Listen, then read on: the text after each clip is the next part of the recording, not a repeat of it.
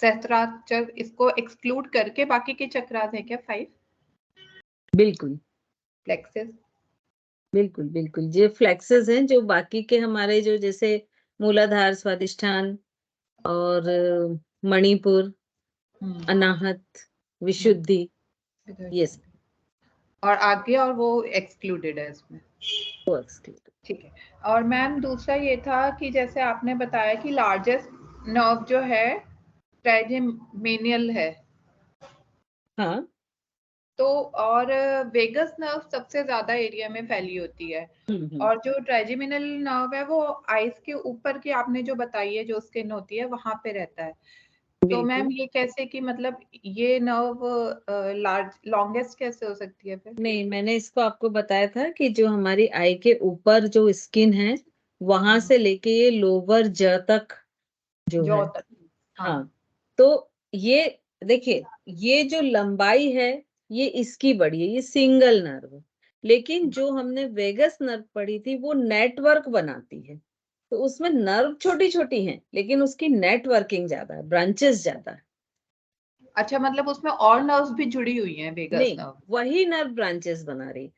Just like एक पेड़ है, उसका स्टेम है, ट्रंक है, वो मान लीजिए 5 फीट का है, राइट। बट जो ऊपर ब्रांचेस बनी वो बहुत सारी ब्रांच बन रही हैं और वो कम से कम 7 to 8 फीट में फैली हुई हैं। क्लियर हुआ? मैम थोड़ा सा ना वेगस नर्व पे आजकल बड़े सारे वो आते हैं चैनल्स पे और ये सब वेगस नर्व पे, तो मैम एक थोड़ा सा इसके बारे में भी आपसे जानना चाहेंगे क्योंकि ये बहुत ज्यादा इम्पोर्टेंट नर्व है और उस पे बहुत वर्किंग्स भी हो रही हैं अब तो। हाँ, एक्चुअली ये बहुत बड़े एरिया को भी कवर करती है ना, जैसे आपका डाइजेशन से रिलेटेड कोई भी प्रॉब्लम है तो वो भी वेगस नर्व से ही होगा कंट्रोल। जो आपका जैसे आपने खाना खाया है ना, तो उसमें डाइजेस्टिव जूस को सीक्रेट करना, उसके लिए उस एरिया को स्टिमुलेट करना, ये काम भी वेगस नर्व भी करेगी। तो इस तरह से चूंकि उसका फैलाव बहुत अधिक है, आपके इंटेस्टाइन के आसपास भी है, स्टमक में भी है, फिर आपके जो लंग्स के जो रेस्पिरेटरी ट्यूब्स हैं, ब्रोंकियाई, ब्रोंकियल्स, उनमें भी है, फिर आपके जो लैरिंग्स फेरिंग्स हैं, इसोफेगस है, तो आपके लगभग अपर ऊपरी बॉडी को ये पूरा कवर कर रही है ना। तो मैम जैसे ये कहते हैं मतलब माइंड और गट हमारा आपस में कोरिलेटेड होते हैं हमेशा, वो कहते हैं ना मूड खराब है तो चॉकलेट खाने का मन करता है एंड ऑल, तो ये इसी नर्व के उसकी वजह से है क्या? यस यस, यही नर्व होती है जो पूरा हमारे ब्रेन तक जाती है। आवाज गूंज रही है जरा देखिए। तो चूंकि वो बोलते हैं ना गट फीलिंग, तो वो एक यही होता है कि ये नर्व जो ऊपर तक लेके जाती है हमारे एहसास को। कई चीजें क्या होती हैं जिसको हम सिक्स सेंस कह सकते हैं, है ना, जिसकी कोई डेफिनेशन नहीं दे सकते हैं, लेकिन कई बार ऐसा होता है कि आपका कोई बहुत ही प्रिय व्यक्ति है, आपको लगता है कि नहीं आज तो उसको फोन करना, आप फोन उठाते और उसका फोन आ जाता है। कई बार ऐसा होता है। तो ये सब चीजें क्या है, ये एक्सप्लेन नहीं कर सकते हम, ठीक है, लेकिन ये होती हैं, इनके पीछे लॉजिक नहीं है। तो ऐसे ही हमारी बॉडी में अभी बहुत सारी ऐसी चीज हैं, जैसे अपन ने पीनियल का पढ़ा था, है ना, और थाइमस ग्लैंड का पढ़ा था, कि इनके बहुत फंक्शंस ही हमको नहीं मालूम है। तो ऐसा तो है नहीं कि अगर इनके फंक्शन हमको नहीं मालूम तो इनके फंक्शन होंगे नहीं। अगर हमारी बॉडी में है तो इट मीन्स कुछ तो होगा। तो बट हम नहीं जानते उन चीजों को। तो ऐसी अभी बहुत सी चीजें हैं कि जिनके एक्सप्लेनेशन नहीं है बट वो होती हैं।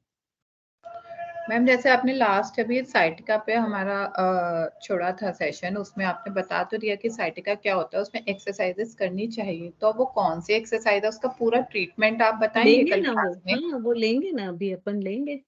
अभी तो इसके साथ जो प्रॉब्लम्स होती हैं वो आपको बता दी, है ना, जैसे एक दो प्रॉब्लम और बताई थी। अब इनकी और भी जो होंगी वो फिर हम लेंगे, फिर उसकी थेरेपी भी लेंगे कि किस तरह से हम उन्हें कवर कर सकते हैं।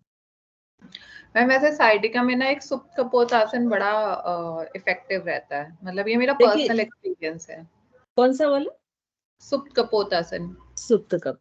एक्चुअली साइटिका में मेन कौन से आसन यूज होते हैं जिसमें आपके लेग के बैक जो मसल्स हैं उसमें स्ट्रेचिंग आए। तो इवन जैसे पर्वत आसन मतलब अधोमुख स्वानासन, है ना, वो अगर आप लेग्स ऑन द वॉल करते हैं तो उसमें रिलैक्स होते हैं वो मसल्स, वो बहुत यूजफुल है। तो जिनमें भी पीछे जैसे आप अगर शलभ आसन बहुत अधिक स्ट्रेट लेग रख के आप करिए तो आपके लेग्स में बहुत अच्छी स्ट्रेचिंग आती है। पश्चिमोत्तानासन, तो ये सारे आसन जो हैं ये बहुत अच्छे होते हैं। लेकिन इसकी जो मेन थेरेपी होती है इसमें क्या होता है कि जैसे सपोज ये हमारी पेल्विक गर्डल है, ठीक है। पेल्विक गर्डल का शेप कैसे होता है? जैसे हमारे एक पेंटी का होता है वैसा हम कह सकते हैं, ठीक है। तो वो इस तरह के ये पेल्विक गर्डल है, यहाँ पर हमारी बेल्ट लाइन होती है। अब क्या होता है कि जब हम जैसे लगातार खड़े होते हैं, बैठते हैं और अगर हम एक साइड वेट रख के करते हैं, जो 99% लोग करते हैं, तो लगातार करने से क्या होता है, और सेकंड क्या होता है कि हम जिस साइड वेट रखते हैं उसी साइड रखते हैं, उसको शिफ्ट नहीं करते। तो क्या होता है कि ये जो बेल्ट लाइन ऐसा होना चाहिए एक स्ट्रेट लाइन में, ये हल्की सी टिल्ट हो जाती है। तो जैसे ही टिल्ट होती है तो ये जहां इसके नीचे पोर्शन से साइटिका निकलती है ये इसको कंप्रेस करने लगती है। तो वो जैसे ही उसको कंप्रेस करती है तो अगर नर्व से कहीं भी कंप्रेस होगी तो वहां पर दर्द शुरू हो जाएगा, है ना। तो वो दर्द शुरू हो जाता है और उसको अगर हम नहीं ठीक करते हैं, अब उस कंडीशन में हम क्या देखते हैं कि जैसे सपोज ये ऐसा टिल्ट है सपोज, है ना, तब हम क्या करते हैं कि मान लीजिए ये राइट साइड नीचे झुका है तो हम उसको सिर्फ इस तरह से स्ट्रेच करके लेफ्ट लेके जाएंगे, यही लेट के कराएंगे। तो कोशिश करते हैं कि ये जो पोर्शन बैलेंस नहीं है इसको धीरे धीरे ऊपर की ओर स्ट्रेच करें और ये बैलेंस होगा।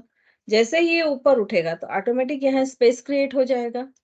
तो वो जो कंप्रेस हो रही है नर्व उस पे जो भार आ रहा है वो कम हो जाएगा, तो दर्द कम हो जाएगा। और कोई भी मसल्स, कोई भी नर्व जितनी फ्लेक्सिबल रहेंगी उतना वो कम पेनफुल होंगी। जैसे सपोज एंकल में मोच आ जाती जिसको हम कहते हैं पैर मुड़ जाता है, जिसका एंकल बहुत फ्लेक्सिबल है उसका पैर यदि मुड़ता है, और जिसके एंकल के मसल्स बहुत रिजिड हैं उसके पैर मुड़ते हैं, तो वो मुड़ने की जो फ्रिक्वेंसी है वो सेम है, एंगल सेम है, लेकिन पेन्स जो हैं वो दोनों को अलग अलग होंगे या जो अंदर डैमेज है वो भी दोनों को अलग अलग,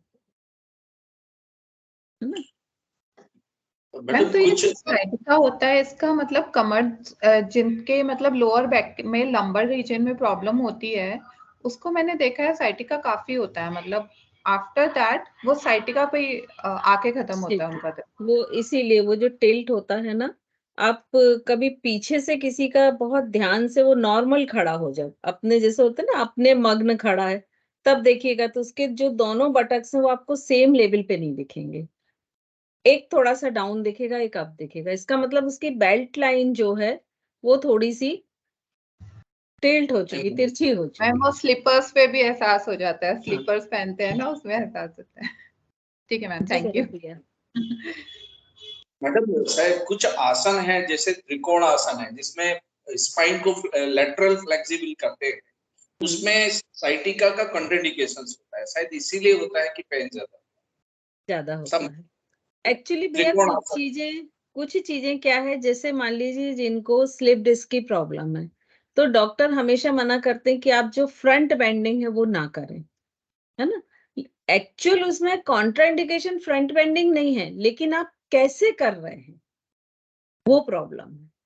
और अभी तक क्या है कि जो योग थेरेपिस्ट हैं इनका इतना सिस्टमैटिक वो नहीं हुआ है कि एकदम 100% कॉन्फिडेंस कर सकें, क्योंकि अभी कई बार ऐसा भी होता है कि कुछ थोड़ा बहुत 6 महीने योग सीख के और योग कराने लगे, अब उसमें जैसे लिखा है किसी भी आसन में, जैसे अर्ध मत्स्येंद्र आसन में लिखा है कि भाई वो डायबिटिक वालों के लिए अच्छा है, सामने वाले ने बोला मुझे डायबिटीज है, तो अब उन्होंने ये नहीं देखा कि उसका एक शोल्डर ऑलरेडी डाउन हुआ जा रहा है और उसको वो आसन करा दिया।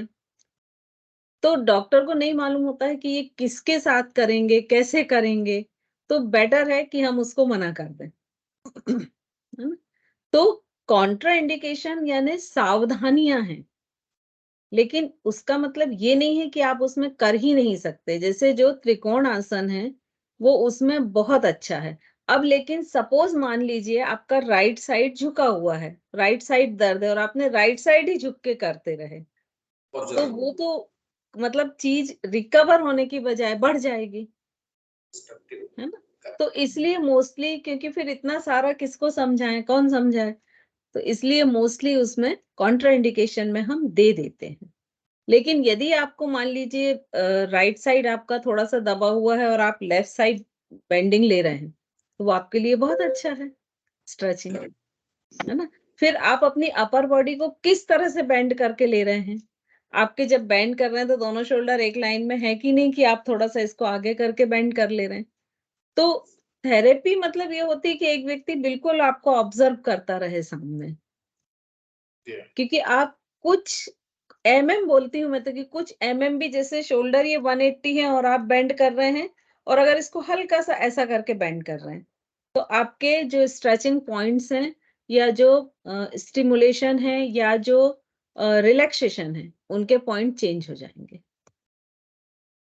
है ना? तो इसलिए भैया मोस्टली उसको कॉन्ट्रा इंडिकेशन में डाल देते हैं कि एक्चुअली योग जो है ना, वो लोग सुपरफिशियल भी नहीं सीख रहे हैं, मतलब सुपरफिशियल से भी ऊपर हैं, है ना? तो अगर आप डीप में जाएं तो इसमें बहुत डेप्थ है और बहुत सारी ऐसी चीजें हैं कि जो मतलब आपको पढ़ के सुन के लगेगा वाह, ऐसा तो सोचा ही नहीं था, है ना? कि आपके एकदम बुद्धि खोल देता है जिसको बोलते हैं।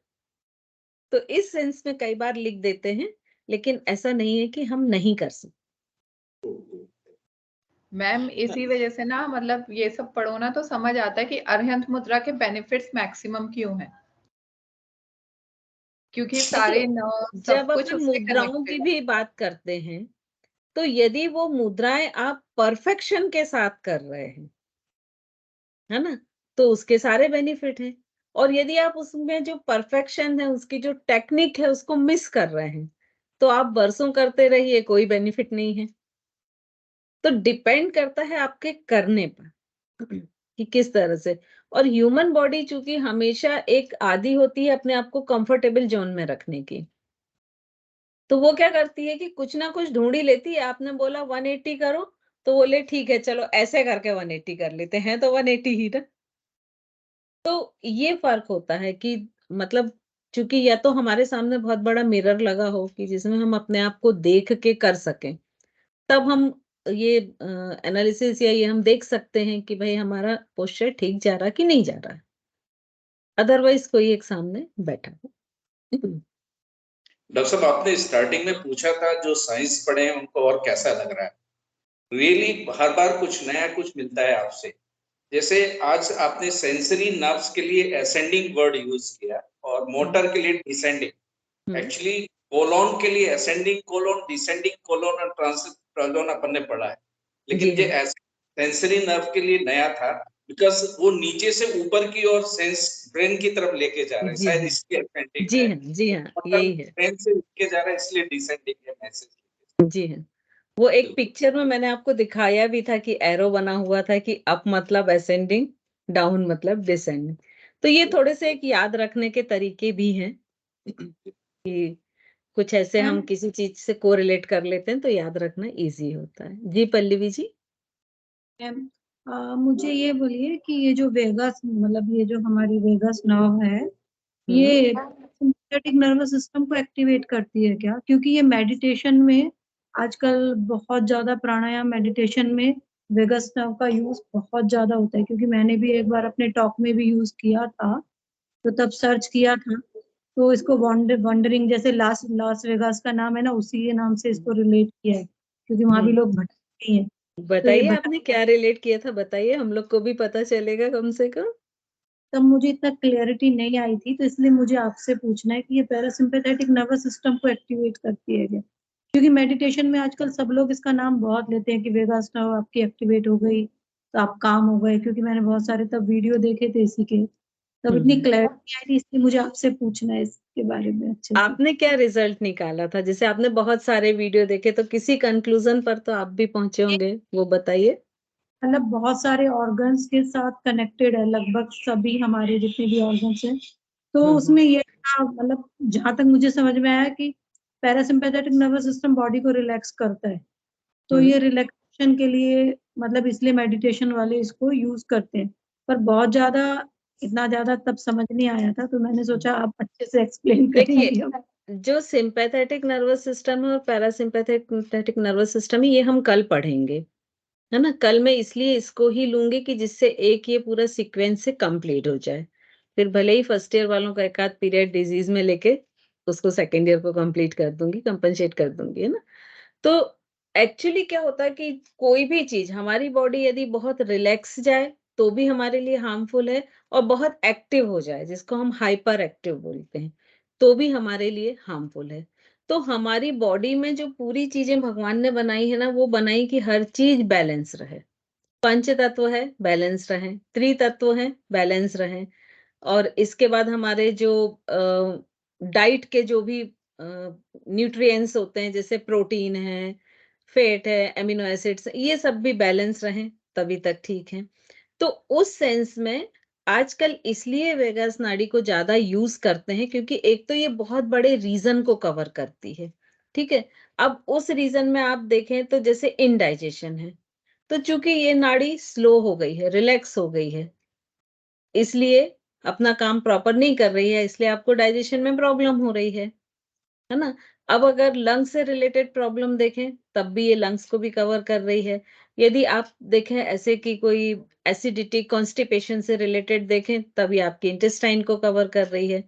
यदि आप स्टमक से रिलेटेड देखें तो ये गैस्ट्रिक जूसेस को, यही उन ग्लैंड्स को प्रमोट करती है कि वो जूस को सीक्रेट करें, ठीक है। यदि हम बोल रहे हैं तो हमारे जो वोकल कार्ड हैं, लैरिंग्स हैं, फेरिंग्स हैं, उन सब के पास भी यही है। तो ओवरऑल चूंकि ये एक बहुत बड़ा एरिया कवर कर रही है, और उन एरियो से अगर हम जुड़े तो लगभग हमको 50 to 60% बीमारी उन एरिया से ही जुड़ी मिल जाएंगी। लीवर यदि ओवर एक्टिव हो गया तो शुगर की प्रॉब्लम हो गई, है ना, क्योंकि हमारे एंडोक्राइन भी इसी एरिया में है। तो इसलिए मेडिटेशन में इसको रिलैक्स किया जाता है। तो उसका रिलैक्स करने का मतलब ये है कि आप लगातार काम कर रहे हैं, जैसे अगर आपको मान लो सोने ना दिया जाए और आपसे सिर्फ काम लिया जाए तो 2 या 3 दिन बाद आपकी हालत खराब हो जाएगी, है ना। वो रिलैक्सेशन दिया जाता है। वहां रिलैक्सेशन शब्द का मतलब ये नहीं है कि ये अपने काम से रिलैक्स हो जाए, वो फंक्शन तो वो करे लेकिन थोड़ी देर को वो रिलैक्स हो जाए। ये वहां परमानेंट रिलैक्सेशन नहीं होता है, वो शॉर्ट टाइम के लिए होता है, कि जिससे वो बोलते हैं ना कि जैसे थोड़ी देर आराम कर लो तो एक पुनर्जीवन टाइप का हो जाता है। या जैसे डेली रूटीन बहुत लंबे समय चल रहे हैं और कुछ दिन आप बाहर कहीं घूम आइए तो वो जो एक बोझिल बोरिंग होता है वो इंटरेस्ट से फिर भर जाता है। तो वहां उस सेंस में उसको रिलैक्स लिया गया है। मैम एक क्वेश्चन है यहाँ पे, एक क्वेश्चन थोड़ी मेरा भी कंफ्यूजन हो गई की तरफ। वेगस नर्व जो होती है उसको जब in normal day to day life right में वो ओवर एक्टिवेटेड है, ओवर स्टिमुलेटेड है या अंडर स्टिमुलेटेड है, और जब हम मेडिटेशन कर रहे हैं तो हम उसको रिलैक्स कर रहे हैं या हम उसको काम करवा रहे हैं, ये थोड़ा कंफ्यूजन हो रहा है अभी।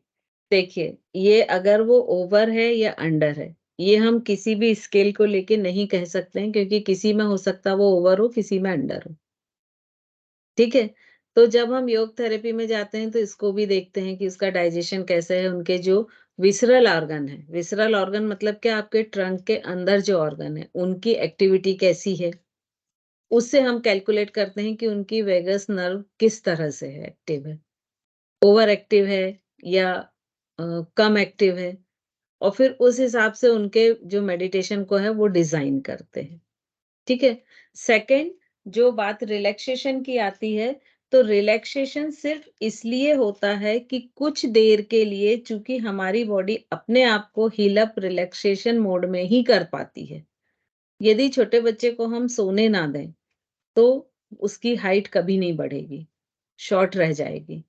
हमारे पूरे दिन भर में जितनी भी डैमेज होती है बॉडी में, जो भी टूट-फूट होती, तो वो जब हम सोते हैं तभी वो अपने आप को हील अप करती है।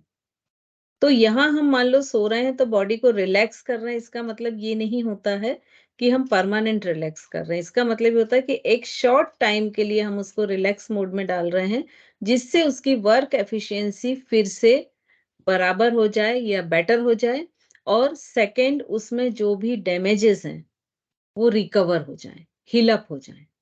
और वही काम हम वेगस वेन के साथ करते हैं कि ड्यूरिंग मेडिटेशन, मतलब हम हार्डली मतलब कितना मैक्सिमम 1 घंटे से ऊपर का नहीं करेंगे, और जब तक आप मेडिटेशन करेंगे तो ऑब्वियसली आप ना कुछ खाएंगे ना पिएंगे, जितनी भी देर का कर रहे हैं, तो उतनी देर के लिए उसको रिलैक्स कर देते हैं।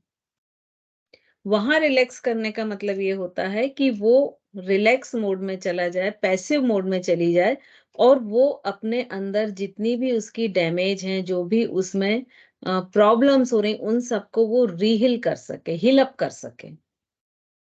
और जब वो हील अप करके फिर से वापस अपना काम करना शुरू करेगी, तो फिर हम ऐसा सोचते हैं कि उसकी जो वर्क एफिशिएंसी है वो बैलेंस्ड होगी। अगर वो ओवर कर रही होगी तो कम करेगी, और अगर कम कर रही होगी तो बढ़ जाएगी। तो ये हमारी बॉडी में एक बहुत अच्छी क्वालिटी है कि वो अपने आप को हील अप करना बहुत अच्छी तरह से जानती है, बशर्ते हम उसको टाइम दें। है ना? जैसे मेरा बहुत डॉक्टरों के साथ उठना बैठना है, तो कई बार जैसे मैं बोलती हूँ कि आप बहुत थक गए हो, कल देख लेना उनको, बाजू में ही रहता है पेशेंट, या परसों, बोले कल छुट्टी है, तो परसों देख लेना। बोले परसों तक तो वो खुद ही ठीक हो जाएगा, फिर मैं क्या देखूंगी, है ना? तो ऐसा भी होता है। तो हमारी बॉडी थोड़ा सा टाइम लेती है, लेकिन उसमें जो हीलिंग पावर है वो एकदम मिरेकल वाले हैं। मतलब शायद आप उस पे ट्रस्ट भी नहीं करोगे, है ना? तो मैम जैसे बीमारी में ये क्यों बोलते हैं कि आपने देर कर दी डॉक्टर को दिखाने में, आपकी बीमारी फिर बढ़ गई है, मतलब कि अब इसका इलाज नहीं हो सकता, या फिर आप तो मैम जैसे बीमारी शुरू हुई तो आप उसको हील अप होने का टाइम तो दीजिए, आप तो लाइफ स्टाइल वही अपना रही हैं, है ना? सीज हमको कोई भी बीमारी शुरू हुई है, मान लीजिए फीवर है, और हम और बारिश में भीग रहे हैं, सॉरी टू कुछ डिस्टर्ब मैम, वो कई लोग हैं जो एंटर नहीं हो पा रहे टीम्स में, 3-4 दिन से उनके मैसेजेस आ रहे हैं, और ये बड़ा इम्पोर्टेंट टॉपिक चल रहा है।